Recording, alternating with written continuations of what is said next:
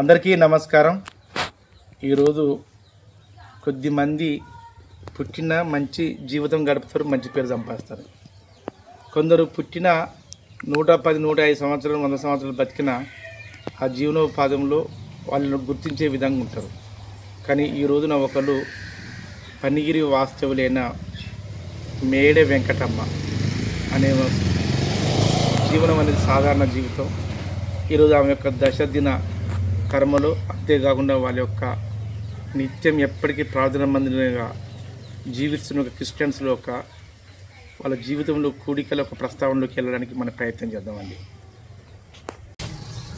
కోటి మందికి మేలు చేయడం కంటే 10 జంతువులను పెంచి వాటికి మేలు చేయడం విన్నా, 10 జంతువులను పెంచి వాటికి మేలు చేయడం కంటే ఒక చెట్టును పెట్టి ఈ ప్రకృతికి అంకితం చేయడం విన్నా అనే సిద్ధాంతంతో ముందుకు వెలుగా పెట్టు.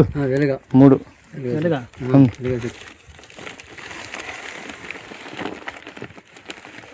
కూసురు పెట్టు, 2 పడతాయి. కానీ ఆడ కూసురు చెప్పండి, ఇక్కడ గడ్డ చెప్పండి, తీసుకున్నాను మళ్ళీ తెచ్చుకుంది. కానీ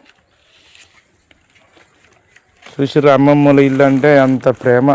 ఎందుకో అల్లుళ్ళు ఈ అదృష్టం కూడా అందరికీ రాదు. పక్కన పెట్టు. 5 మీ అమ్మమ్మ, మీ తాత, మీ అత్త, మీ మామ, మీ అమ్మ. 5రా. ఓకే. కానీ ఎప్పుడన్నా వచ్చినా కూడా ఒకసారి హైదరాబాద్ నుంచి నేను ఇక్కడ వచ్చా. మా వాళ్ళు లేకపోయినా కూడా పెద్దమ్మ లాస్ట్ సారి చపాతి హైదరాబాద్ నుంచి తీసుకొచ్చా. పెద్దమ్మకి ఇచ్చి స్నానం చేయడానికి వాటర్ పెట్టి టవాలు ఇచ్చి, కానీ పెద్దమ్మ చాలా బాగా చూసుకునేది. పెద్దమ్మ అసలు ఇంత తొందరగా చంపద్ది కూడా మేము అనుకోలేము. మాకు 2 పెద్దమ్మలు, పెద్దమ్మాయిలు, ఈ పెద్దమ్మాయిలు. మా అమ్మ వాళ్ళు కూడా ఎప్పుడు కూడా పడకపోయేది. మాకు అలా వేదన లేకపోయేది. మాకు 2 పెదనాన్నలు, నాన్న అంతవరకు మేము చాలా కలిసి ఉండేది. బాగా కలిసి ఉండేది.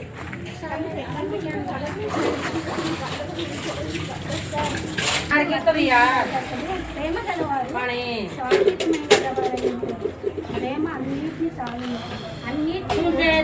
అన్నిటిని భరిస్తుందని మన బైబిల్లో దళిత సంఘంలో ఎట్లా చెప్పబడినదో మరి ఆ గుణతత్వాలన్నీ ఆమె ఎవరిని నాకు తెలిసినంత వరకు, నాకు వచ్చిన వరకు, నేను ఇంట్లోకి వచ్చినప్పటి నుండి కూడా తను ఎవరిని దూషించినట్టు కానీ, ఎవరిని చిన్నతనంగా కానీ, ఎవరికి కేర్లెస్గా చేసినట్టు నేను ఎప్పుడూ చూడలేదు. ప్రతి వారిని బిడ్డలని కాదు, కొడుకులని కాదు, గోడన్లని కాదు, బయట వారని కాదు, ఇంట్లో వారని కాదు, ప్రతి వారిని ఆమె ప్రేమించే గుణం గలది. ప్రతి వారికి గౌరవం, ప్రతి వారిని అసలు వీళ్ళు మాకంటే తక్కువ కదా అనే ఉద్దేశం తనకు ఎప్పుడు ఉండకపోయేది. తమ గురించి ఎంత చెప్పినా కానీ అది తక్కువే. ఆమె మరి చివరి వరకు కూడా మరి నేను ఎప్పుడన్నా ఒకసారి వచ్చి మా పాప గురించి వచ్చినప్పుడు తను నా దగ్గరికి కొంచెం బట్టి శబ్దమైనా సరే వచ్చేది. ఎప్పుడు వచ్చినావు రా నువ్వు, ఎప్పుడు వచ్చినావు, ఇప్పుడు ఉందా వీటిలో ఇట్లుంది, అట్లున్నది, ఇట్లా సమయం వరకు కూడా నా దగ్గరనే కూర్చునేది. నేను వచ్చేంత వరకు కూడా నా దగ్గరనే కూర్చునేది. చిన్న మంచినీళ్ళు ఇచ్చిన ఆ మంచినీళ్ళకి బదులు నాకు ఒక చిన్న సహాయం అన్నా చేసేది. అంత మంచి మనస్తత్వం అవ్వదు. మరి ఎవరి రుణంలో కూడా ఆమె పడలేదని నేను నమ్ముతున్నా. అవును, ఆమె ఒక వాక్యం ఉంటుంది కదా, నీతి మంత్రులకు జ్ఞాపకం చేసుకునేదా ఆశీర్వాదకరమని. ఆమె నిజంగా నీతి మంత్రాలండి. మరి నా వయస్సుకు, నా అనుభవాన్ని బట్టి నేను చెప్పగలిగితే తను చాలా నీతి మంత్రాలు, చాలా ప్రేమ కలది, చాలా సాత్వికమైన మనసు కలది. మరి ఆత్మలో మరి అత్తమ్మని కోల్పోవడం అయితే మనకు ఒక లోటే. అయినప్పటికీ కూడా దేవుడి పిలుపు పొందుకొని మరి ఆమె దేవుడి రాజ్యంలో ఉండదని నమ్ముతున్నా. మరి ఆమె నాకు తెలిసిన వరకు అయితే తను ముందు నుంచి కొద్ది కాలం వరకు కూడా ఆమె ఎదుగురాలు. కానీ దేవుడైతే మొదటివారు కడపటివారు, కడపటివారు మొదటివారు అనేది కూడా ఆమె మొదటివారిగా కాకపోయినా కడపటివారి సమయంలో ఉన్నప్పటికీ కూడా ఆమె భూస్థాపన మాత్రం చాలా గొప్పగా జరిగింది. దేవుడికి ఇష్టమైన సారంగా ఆయనకు సాత్వికులను మరి దీన మనసు గల వారిని ఎలా ప్రేమిస్తారో మరి ఆమె భూస్థాపనలో చాలా చక్కగా జరుగుతుంది. మంచి వాతావరణంలో దేవుడు ఇచ్చిండు. ఇప్పుడు 10వ రోజు జ్ఞాపకార్థం చాలా మంది వచ్చింది, చాలా మంది వచ్చారు. ఎప్పుడు రాలేదు కానీ అప్పుడు చాలా మంది వచ్చారు. ఆమె చూడాలని ఆప్యాయత, ఇంత ప్రేమ కలగానే ప్రతి వారు వచ్చారు. వారి కుటుంబం వారికి వారి కూతుర్లకు కోడళ్ళకు కుమారుల యాక్సిడెంట్ వారికి బట్టి దేవుడు వారిని బలపరచమని కోరుకుంటూ కృష్ణ సాక్షులు దేవుడు దీవించిన సమయం ఇచ్చి అమ్మగారికి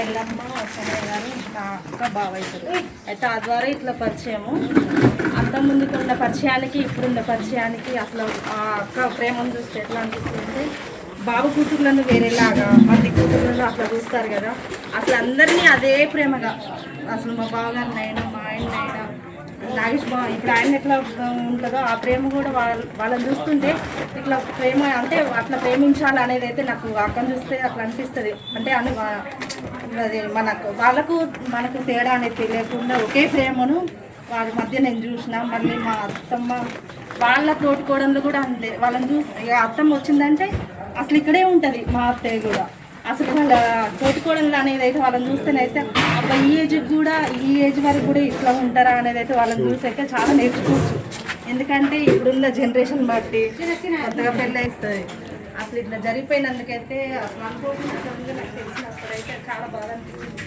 ఎందుకంటే మమ్మల్ని కూడా మస్తు కూతురులను ఎట్లా ప్రేమించేదో కోడలను కూడా అలాగే ప్రేమించేది కొంచెం చాలా బాధగా ఉంది ఇలాంటి పరిస్థితుల్లో చాలా నెమ్మది పడలాను ఈ చిన్నమ్మల ముగ్గురు ఎరలు కానీ వాళ్ళు మంచిగా కూర్చొని ఏ రోజు కూడా పంచాయతీ నేను 60 సంవత్సరాలకు వచ్చారు ఏ రోజు కూడా పంచాయతీలు ఇబ్బందులు ఉన్నాయనేది వాళ్ళు అనడంలో లేదు ఏరణలో లేదు కానీ అంత నెమ్మది పనులు అంత మంచిగా ఉండేది వాళ్ళంతా సన్నిహితంగా ఉండేది కానీ ఆ చిన్నమ్మ పోవడం చాలా బాధాకరం చాలా చింతాకరం వాళ్ళ కుటుంబాన్ని ఓదార్పు ఇవ్వాలని దేవుని కోరుకుంటూ ఈ సమయం ఇచ్చిన అమ్మగారికి వందనాలు.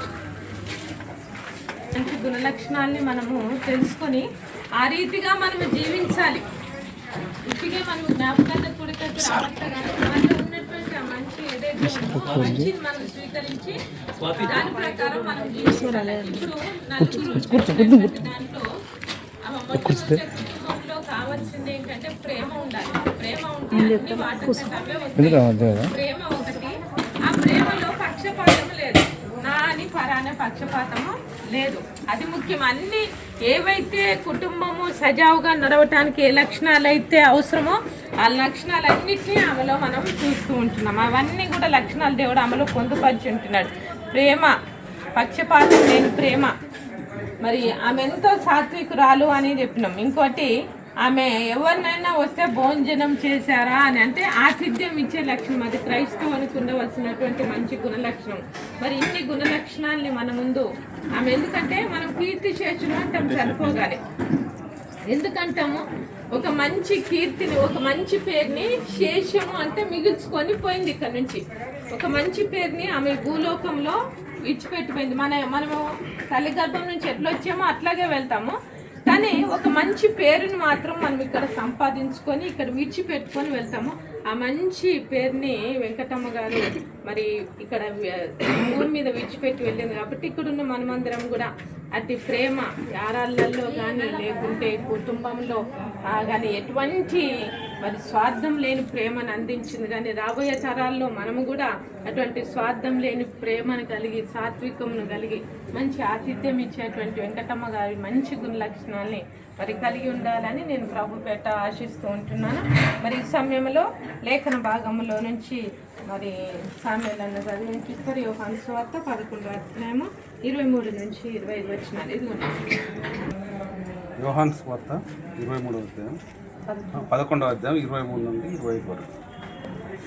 యేసు నీ సహోదరుడు మరలా లేచునని ఆమెతో చెప్పగా మార్త ఆయనతో అంత్యదినమున పునరుత్థానమందు లేచునని ఎరుగుదుననెను. అందుకు యేసు పునరుత్థానమును జీవమును నేనే, నా యందు విశ్వాసముంచువాడు చనిపోయినను బ్రతుకును, బ్రతికి నా యందు విశ్వాసం ఉంచు ప్రతివాడును ఎన్నటికి చనిపోడు.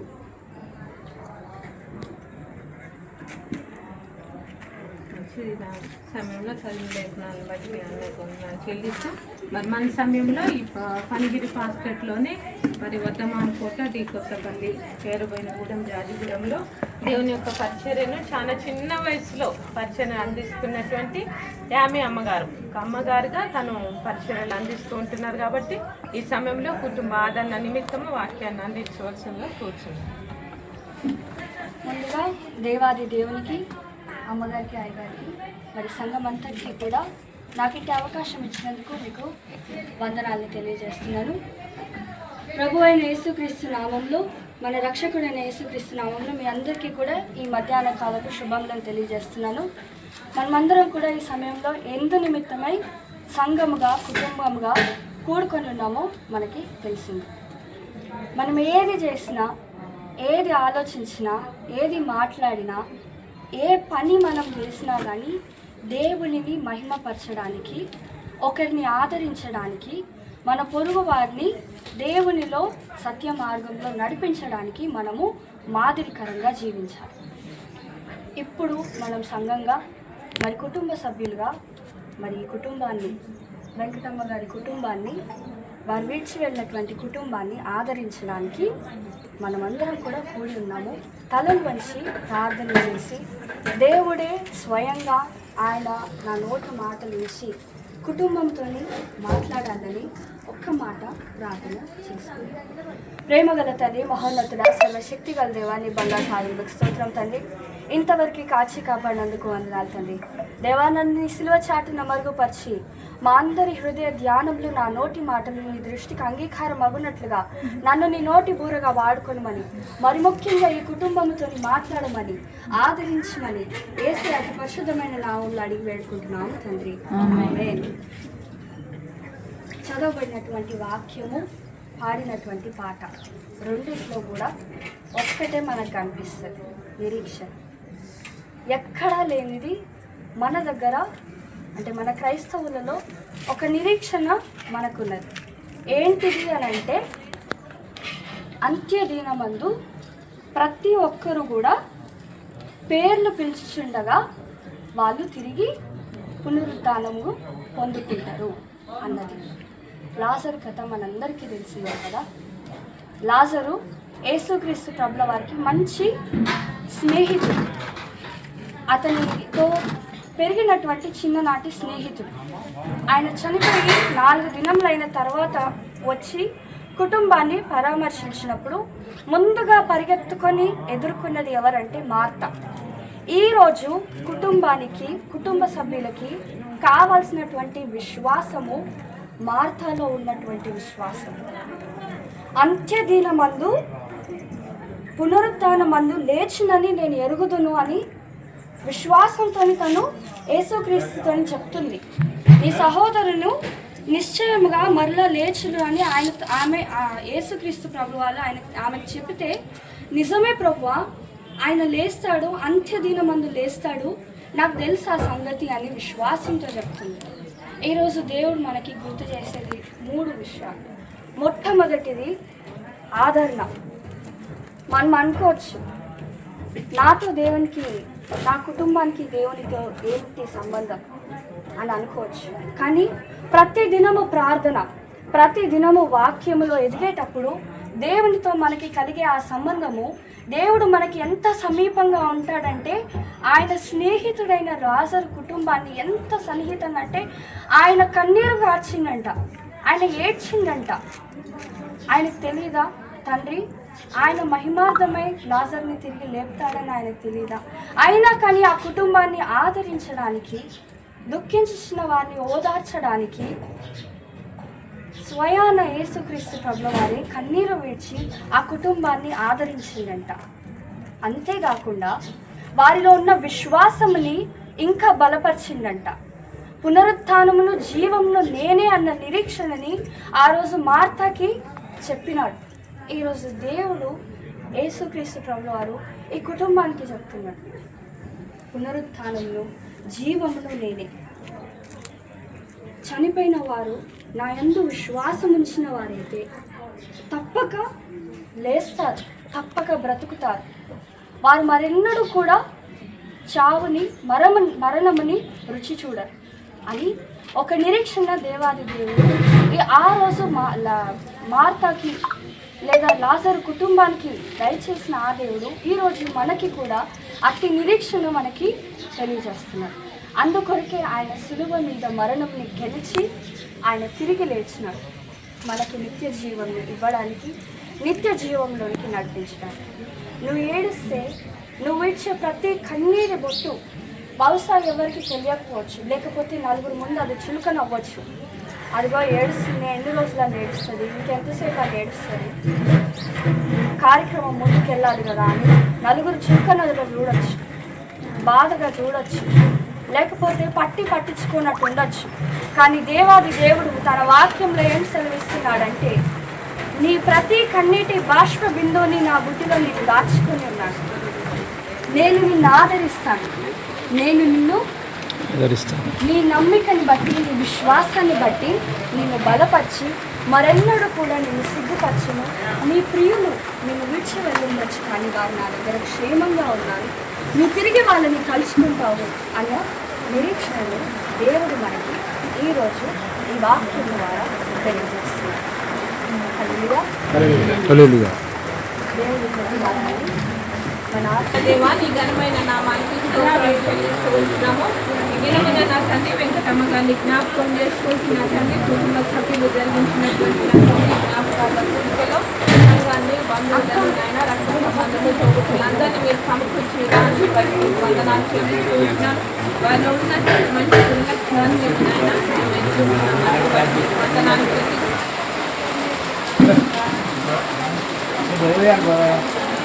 మేడం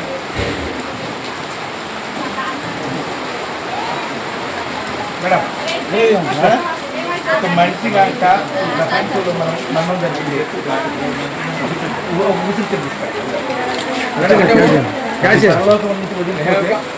జ్ఞాపకార్థం ఏంటండి, నిన్నే దేవులాడుతుండ ఆయన.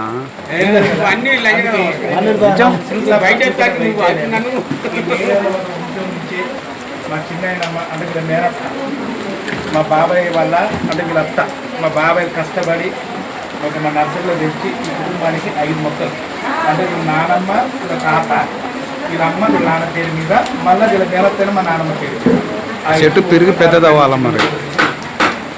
మీరు చేయగట్టండి మేడం, ఖచ్చితంగా పెట్టాలి. 5 పెట్టాలి, 5 మొక్కలు పెట్టాలి. మా ఎక్కడ పెడతారో, 3 ఉసిరి చెట్టు, 1 వెలగ చెట్టు, 1 రాగి చెట్టు, గ్రామస్తులకు మీ అందరికి చెప్పేది ఒకటే, ఎవరైతే మరణం జరిగినా, ఎవరైతే జన్మం జరిగినా కానీ వాళ్ళ గుర్తుకు చెట్లు పెడితే మన ప్రకృతిని మన దగ్గర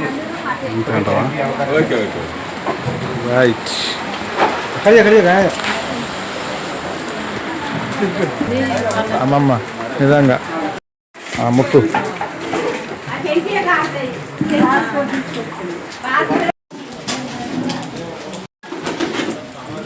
చూడొచ్చింది కనపడేనా మా మామయ్యలు వాళ్ళు ఇద్దరు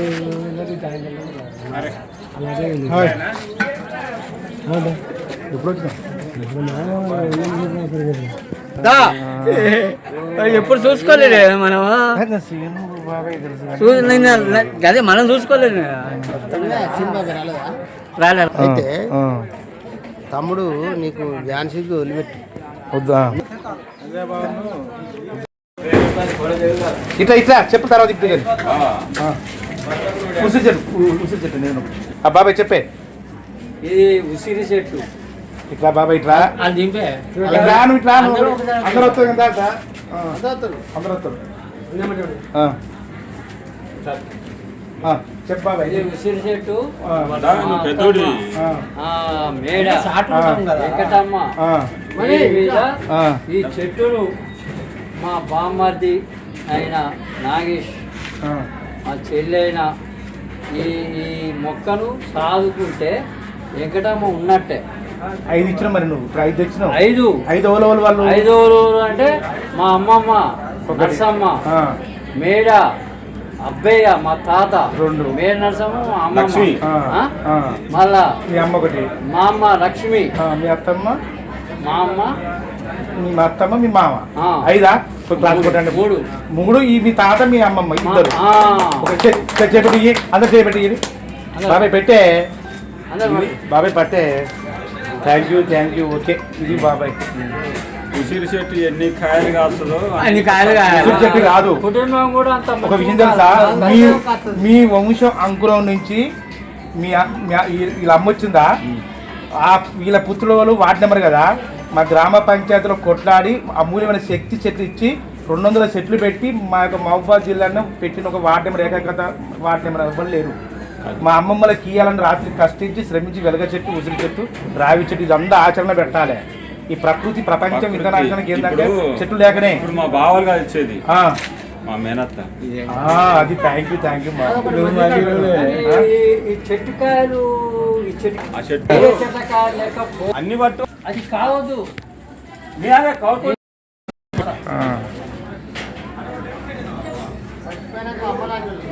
అంతేనా? ఓకే.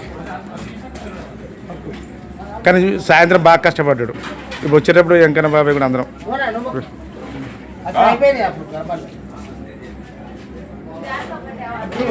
నువ్వు మొక్కు, పెద్దలు నువ్వు మొక్కు. అప్పుడు బాబాయ్ ఇచ్చాడు. ఓకే.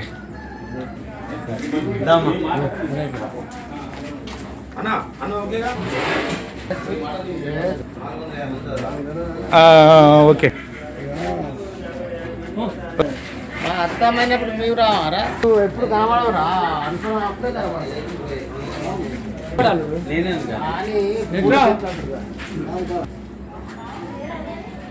ఓకే.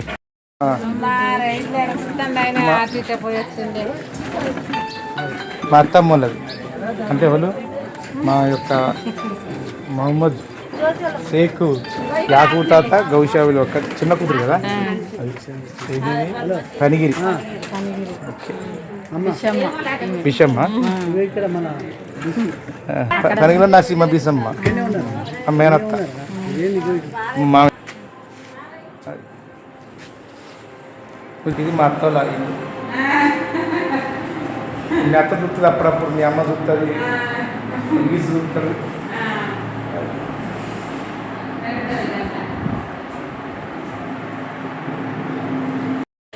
మన వాళ్ళు చాలా మంది మంచి బిర్ర వేస్తారు. రాలే రాలే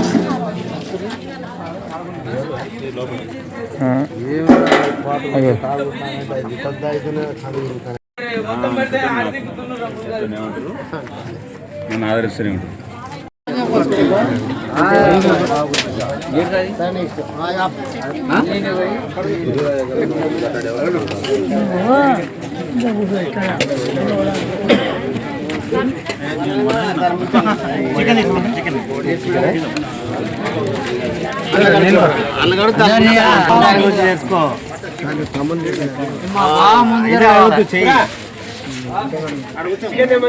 దిగుడు వీరు నాగేష్ మా ఇట్రా. ఓ నాగేష్ మా ఇట్రా. నా మేడలు అంటే బాగా ఇష్టం. మేడే మేడలు కాదు మేడే. మేడే 3 తరాలా? అసలు సమాజంలో మేడే అంటే దానికి విలువ ఏందో అది మేడే. ఓకే. బాబాయ్ వాళ్ళ మేనమ్మ అట్టా కాదు మామ. నా మనుగురు నుంచి నా వైద్యం పుట్టింది ప్రపంచానికి ఈ రోజు తెలిసిందంటే నేను మేడే వాళ్ళ అంకురవే. ఇంకోటి ఏంటంటే ఈయన నాన్న ఉన్నాడు కదా, ఈయన నాన్న వాళ్ళ వైద్యం నాకు ఇంత అంటింది. అందుకే మీరు అంటే బాగా రెస్పెక్ట్ నాకు. ఈరోజు రాష్ట్ర అవతరణ దినోత్సవం సందర్భంగా మన జెండా ఎగురవేస్తూ అదేవిధంగా ఈ మొక్కలను కూడా ఈ నాటే కార్యక్రమం జరుగుతుంది. గతంలో నాటిన మొక్కలు ఇవి మారేడు, జామ, చూడండి తులసి కూడా చూడండి. ఇది రామ తులసి అనుకుంటు, కృష్ణ తులసి, రామ తులసి. గత 4 సంవత్సరాల క్రితం రాళ్ళ చెట్టు, ఇంకా ఈరోజు మర్రి మహావృక్షాలు లాంటివి కూడా నాటడం జరుగుతుంది.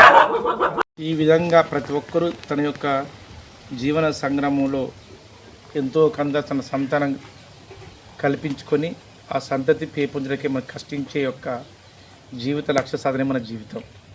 అలాంటి వాళ్ళు ఈ మేడత అనేవాళ్ళు, మేడే అనే వంశీయులు పనిగిరి వాస్తవ్యులైనా కానీ ఇరు గ్రామాల నుంచి బంధుత్వంతో, బంధు బలగంతో, లేదంటే తమ యొక్క కుల బంధుత్వంతో రక్త సంబంధికులు మంచి పేరు గాయించి మంచి ఒక జీవితాన్ని గడిపించిన ఒక గొప్ప వ్యక్తిత్వరాలు మేడ వెంకటమ్మకు ఆ కుటుంబానికి సానుభూతి తెలియ ఆ పరలోకంలో ప్రభు సన్నిధిలో చేరుకోవాలని, అంతేకాకుండా మేము ఇచ్చిన మా గ్రామ పంచాయతీ చెట్లు కానీ లేదంటే వాళ్ళ యొక్క అల్లులు కానీ వాళ్ళు కానీ ఇచ్చిన 5 చెట్లు ఆ మేడ వాళ్ళ ఇంటి వారసులైన వాళ్ళ అల్లుల యొక్క అమ్మమ్మ, తాత, ఆ మేడ వెంకటమ్మ భర్త పేరు మీద 4, అదే ఇంట్లో పుట్టిన వాళ్ళ అల్లుళ్ళ తల్లి అయిన ఎన్నమ్మాల లక్ష్మి ఆమె పేరు మీద 5 చెట్లు ఇచ్చినావు. 3 ఉసిరి చెట్లు, 1 వెలగ చెట్టు, 1 రావి చెట్టు. ఈ 5 చెట్లు ఆ ప్రకృతి ఒడిలో వాళ్ళ కుటుంబం వాళ్ళ కుమారుడైన నాగేశ్వరుడు పెట్టి ప్రకృతి అంకితం చేయడానికి మమేకమవుతున్నారు. ఇలాంటి ఏమైనా మంచి కార్యాలకు, చెడు కార్యాలకు, ఏ కార్యాలు కానీ ఒక చెట్టు నాటండి. నేను ఒక నినాదం ఏమన్నా, 1,00,00,000 మంది జనాభాకు మేలు చేయడం కంటే 10 జంతువులను పెంచి వాటిని కాపాడి మేలు చేయడం విన్నా. 10 జంతువుల మేలు చేయడం కంటే ఒక చెట్టుని పెట్టి ఈ ప్రకృతికి అంకితం చేయడం మేలు. ఎందుకంటే ఇప్పుడు ప్రకృతికి వినాశనమైంది అనే దృఢ సంకల్పంతో ఆ కుటుంబం రావాలి. ఇలాంటి ఒక శుభకార్యాలు, ఆ శుభకార్యాలు ప్రతి ఒక్కరు పాటించి కనీసం రోజుకు 1 చెట్టు పెట్టకుండా కానీ ఇలాంటి కార్యాలు కనీసం 5 చెట్లు పెడితే ఈ ప్రకృతి మమేకం చేసుకుంటుంది. అంటే అడిగేసేది సుశ్రుత ప్రకృతి యొక్క అక్షసరంజన అందరూ నడుము కట్టుకొని మంచి రావాలని ఆశించుకుంటూ ఇదో సెలవు చేసుకుంటూ మరి ఒక్కసారి ఆ కుటుంబానికి, బంధువులకు, ప్రతి ఒక్కరికి, రక్త సంబంధికులకు, ఆ యొక్క కుల ఆచార పెద్దలకు అందరికీ నా సుశ్రుత ప్రకృతిని తెలియజేస్తూ సెలవు తీసుకుంటూ జై హింద్.